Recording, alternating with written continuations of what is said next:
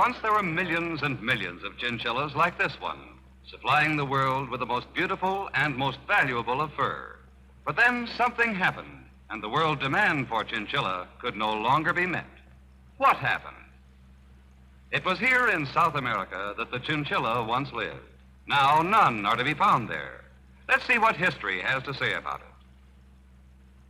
The chinchilla got its name from the Chincha Indian tribe who roamed the high Andes Mountains many centuries ago. The Chincha Indians trapped the chinchilla for food and clothing.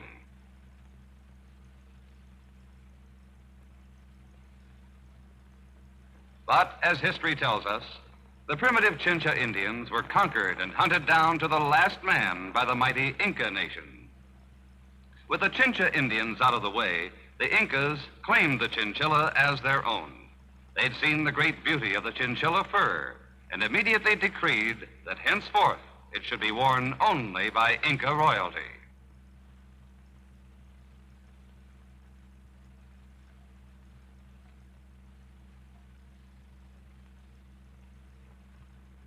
But hundreds of years later, in 1592, Pizarro and his Spanish conquistadores left Spain and came to South America in search of gold and silver and the many treasures of them. They knew that here was something just as precious as gold or silver. They conquered the Incas and took the chinchilla furs, along with their other plunder, back to Europe, where chinchilla immediately became the most loved fur of all the royal families. Chinchilla fur became so much in demand that adventurers seeking their fortunes came to South America and forced the Inca Indians to trap and slaughter the valuable little animals by the thousands.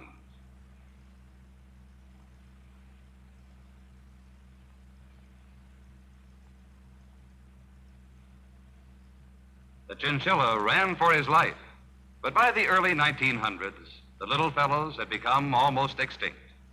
But all was not completely dark for the chinchilla, for he had one friend left. High in the mountains of Chile, in the year 1920, a young American mining engineer had been sent by his company to search for valuable ore. His name was Matthias F. Chapman. Although Chapman had never seen a chinchilla, he never tired of listening to the elaborate tales of the Indians as they told him of how the chinchilla had once roamed these hills in great numbers, of the magnificent fur of these animals, and how finally the chinchilla had been trapped and slaughtered until now there were none. And then one day, Chapman's camp had a visitor. An Indian came out of the mountains carrying a large can.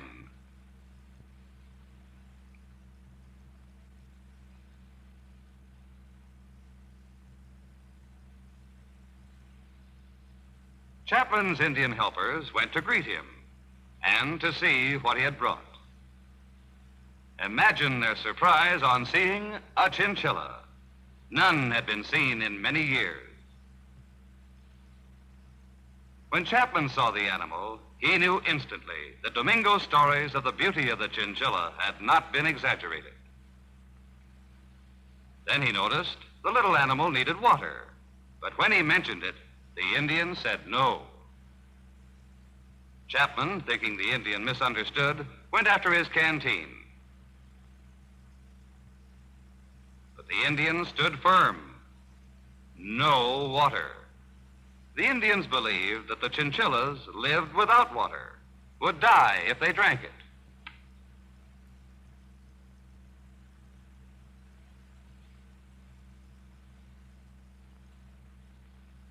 Again, Chapman offered to give it a drink. The Indians still refused.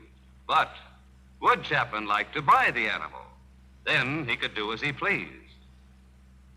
Chapman was delighted. He paid the Indian his price and took possession of the animal. Both men were happy with the transaction.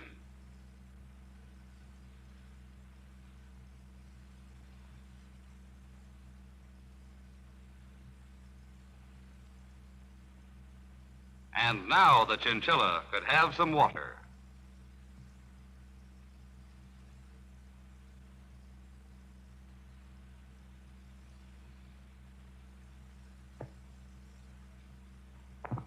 Chapman called his faithful friend Domingo, told him to build a cage to house his new purchase. And as he thought about the chinchilla he had so luckily bought, a dream began to form in his mind. Once, up in those hills, there were millions of chinchillas. Now, they were nearly extinct. What if he could rebuild those herds? What if he could find a few more chinchillas, take them back to the United States? What if he could rebuild the chinchilla industry? And people once again would be able to satisfy their desire for chinchilla fur. That was Chapman's dream. And he decided to make it come true. Chapman went to the South American officials to secure permission to carry out his plan. But he soon found they'd placed a ban on further export of chinchillas. For months, he traveled from official to official, trying to interest them in his plan to save the chinchilla from complete extinction. Each time, the answer was a discouraging no.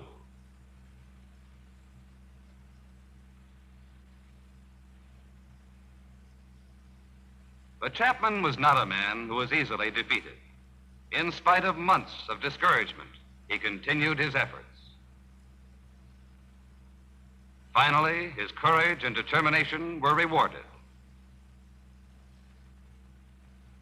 He contacted a man who believed in his sincerity, a man who realized that the chinchilla would perish from the earth unless somebody took a hand. With his help, permission was granted. Chapman told Senor Alvarez of his hopes, of his dreams for rebuilding the chinchilla herds. And Senor Alvarez, in the language of his country, bade him que vaya con Dios. Chapman went back to the mountains, and with the Indians he had hired to help him, he began his search for more of the precious animals. He outfitted and grub-staked the Indian, sent them high into the Andes, into regions where no white man had ever trod.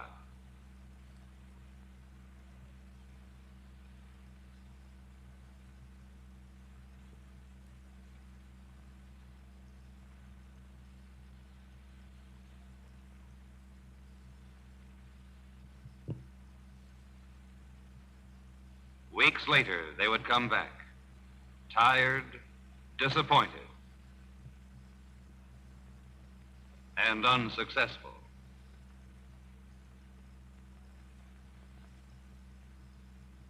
After resting for a few days, they would go out again.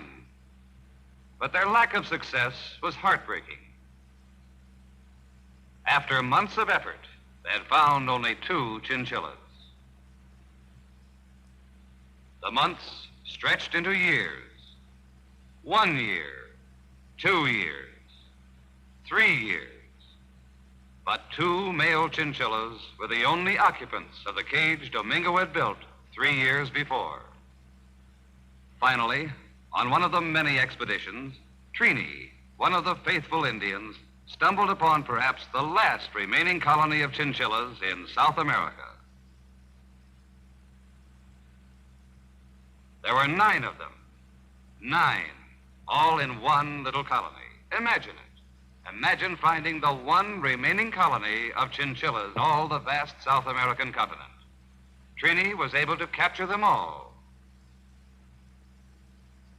then head triumphantly back to camp.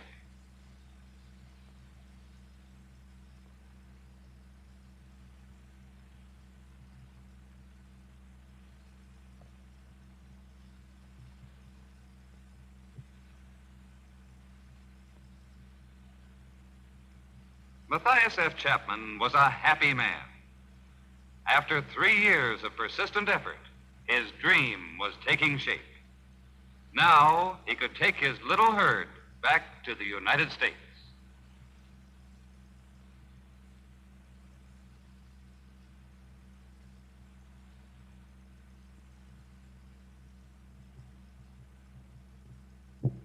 Here you see the Chapman Ranch as it is today. With the 11 animals that Chapman arrived with in 1923, only 4 of which were females, he gradually built this fine ranch.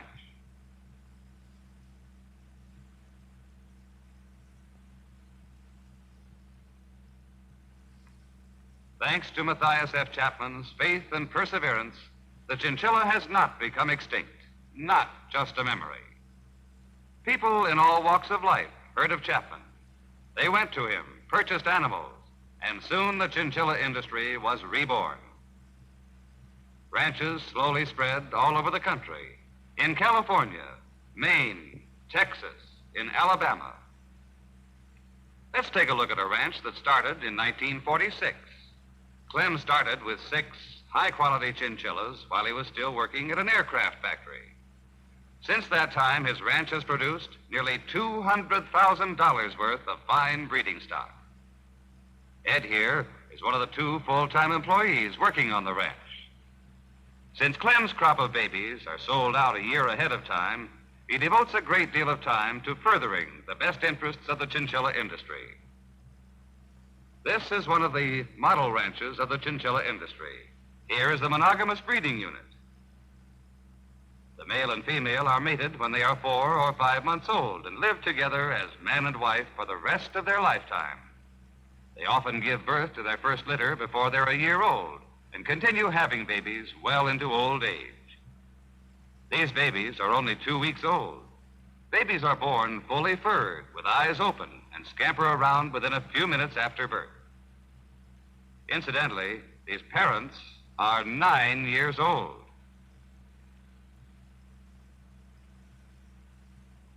Chinchillas have babies in 111-day periods and often produce 3 litters a year. They often breed again the day after giving birth, and some have been known to have 8 or 9 litters consecutively. Mrs. Chinchilla is a wonderful mother and nurses her babies with tender care.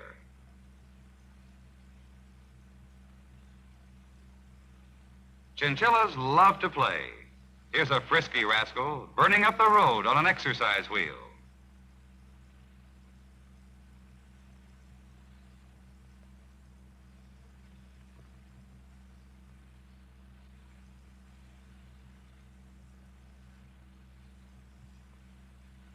Yes, he loves individual attention.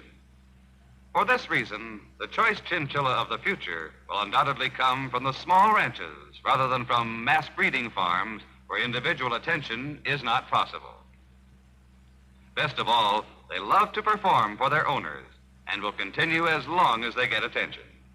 Yes, the chinchilla makes a wonderful pet for people of all ages. You can be 9 or 90 and never grow tired of their antics.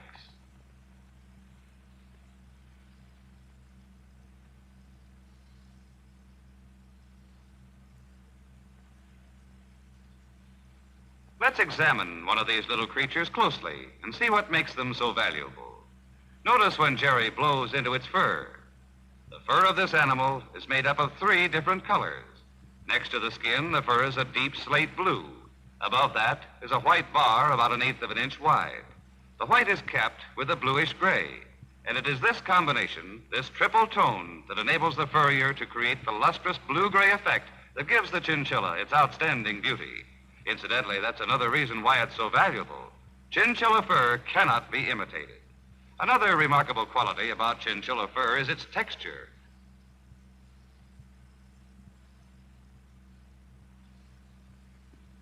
But what about care? Well, it's probably easier to take care of a chinchilla than any other animal you've ever known. First of all, the chinchilla eats very little. A little hay, timothy, or alfalfa, any kind will do, and a few grain pellets are all he requires. Total cost of his feed, about $2 or $3 per animal per year. Then, after checking his water bottle, you can forget about him until the next day. His pen needs cleaning about once a week, which is as simple as this. You can easily take care of 40 or 50 animals in your spare time. In fact, nearly all chinchilla breeders started their business as a spare time hobby.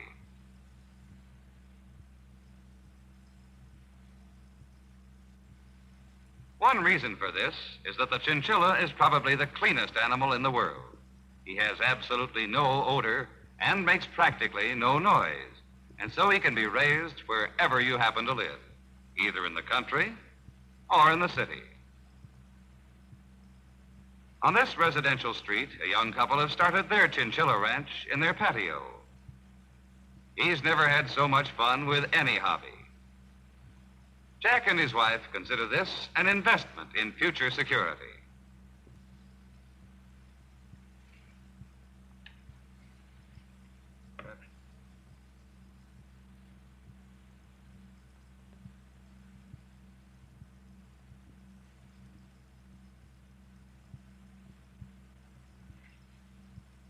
This city dweller has converted his garage into a prospering chinchilla ranch. This garage now houses 30 animals.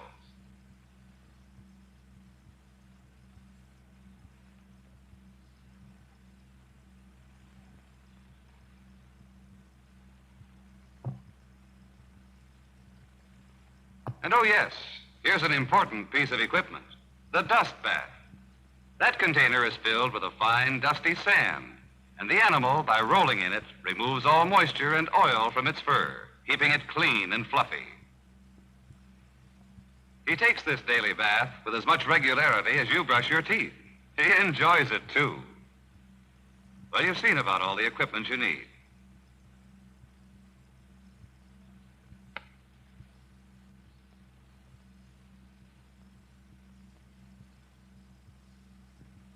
Now let's take a look at another phase of raising chinchillas, polygamous breeding. We've told you that a male and a female chinchilla prefer to live as man and wife throughout their lifetime. But for breeding the fine fur qualities of one chinchilla into several others, experienced ranchers have tried polygamous breeding. That is, one male has been fathering the litters of 2 or 3 females. Much is being done with artificial insemination of chinchillas. Here you see Dr. Highland F. Kagi and his associate, Max Domina, discussing an artificial insemination. Dr. Kagi is a veterinarian who has been engaged in chinchilla research for the past 19 years.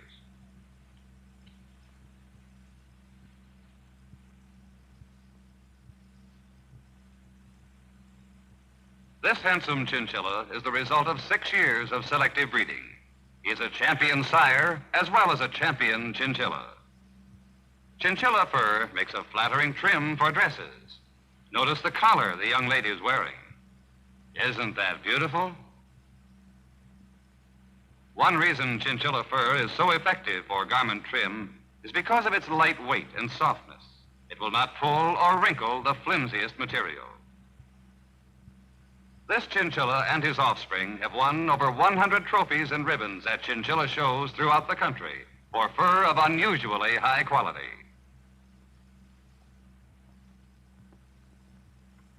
But breeding stock was only a part of Chapman's dream.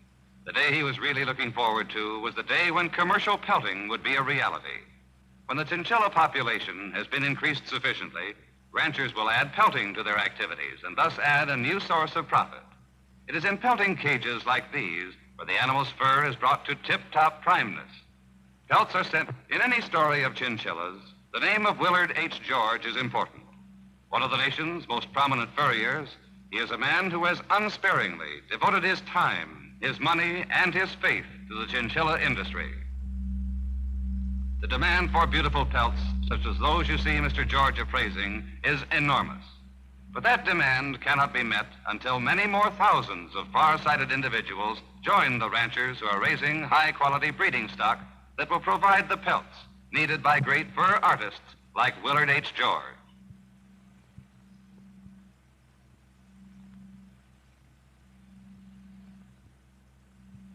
This is an example of the exquisite coats and garments made of fine chinchilla fur that Milady has so long waited for. Yes, this is truly the story of a dream come true. Chapman's dream of making chinchilla garments once again available for the thousands of discriminating women who are clamoring for this most beautiful of all furs, chinchilla. The chinchilla business is as modern as any you can name. For fast service, breeding stock is shipped by air to all parts of America, Mexico, and Canada. European countries also receive shipments of the precious animals from the United States. But who's the pretty young lady? Why, of course, that's Miss Roberta Lynn, America's newest singing sensation. Charming, isn't she? As you can see, Miss Lynn is an ardent chinchilla enthusiast. It is on ranches like these that breeding stock is being produced by men and women who see their future security in the chinchilla industry. Lois started 2.5 years ago with 2 pairs of chinchillas. Her ranch has produced a total of 76 animals to date.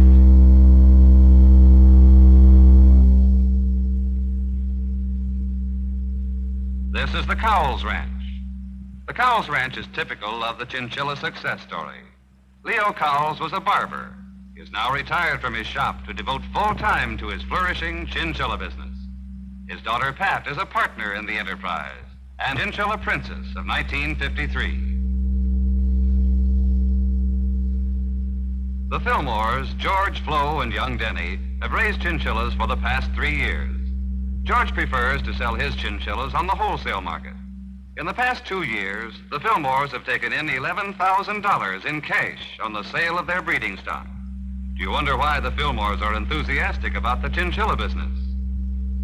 A very progressive chinchilla rancher once said, "All you have to do to be successful in the chinchilla business is to get started right."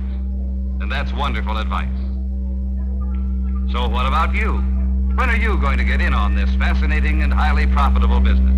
The business of raising chinchillas. Yes, folks, these little fellows can certainly be your friends. And I bet if those 2 little fellows up there could talk, they'd probably say, "Why don't you get started today? You just take us home now, and we'll both get started."